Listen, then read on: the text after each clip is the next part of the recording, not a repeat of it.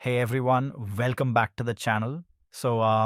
Big news for the Linux community. MX Linux 25, codenamed Infinity, is finally here, and it's based on the brand new Debian 13 Trixie. Yep, that means we're looking at a fresh, stable, and feature-packed release.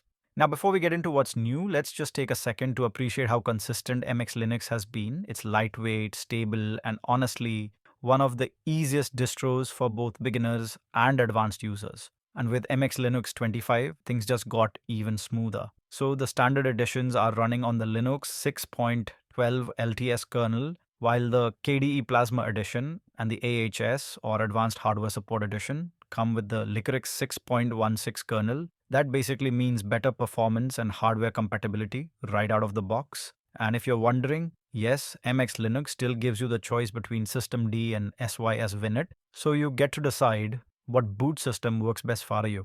Alright, let's talk about the new stuff.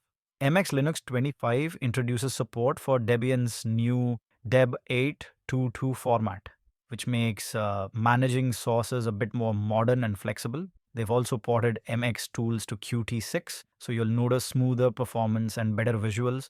Oh, and there's a new MX Updater tool that replaces the old apt notifier. It's cleaner, faster, and works more reliably, especially if you like having automatic updates running in the background. If you're a KDE user, you'll be happy to know that Wayland is now the default display server for the KDE Plasma edition. That means better touch support, smoother animations, and fewer graphical glitches overall. The installer has also gotten a nice upgrade. It can now help you replace an existing Linux installation more easily, and it supports 64-bit UEFI Secure Boot installations out of the box. Plus, on the system-based ISOs, they've added systemed crypt setup for better encryption support, especially for encrypted home partitions.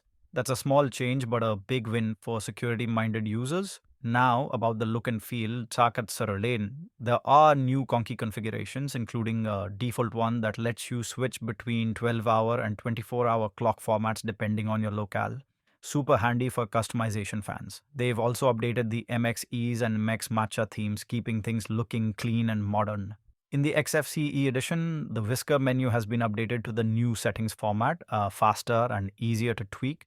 Over on KDE Plasma, they've added root actions and service menus to the Dolphin file manager, while TLP has been dropped in favor of Power Profiles daemon, which should fix that annoying issue with the Power Profile widget. If you're a Fluxbox user, first of all, props to you.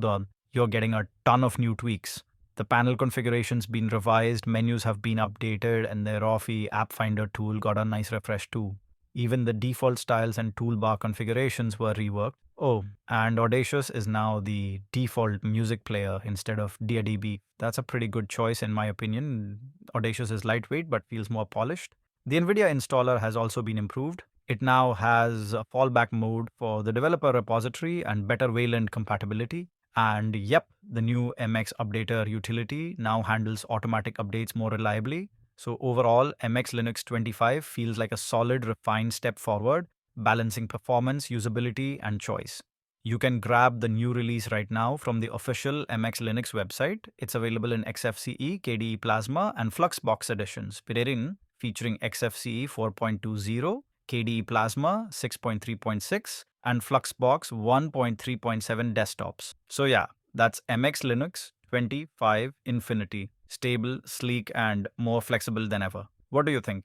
Will you be upgrading or sticking with your current setup? Drop your thoughts down in the comments below. If you found this video helpful, don't forget to hit like, subscribe, and ring that notification bell so you don't miss the next Linux review. Thanks for watching, and as always, I'll see you in the next one.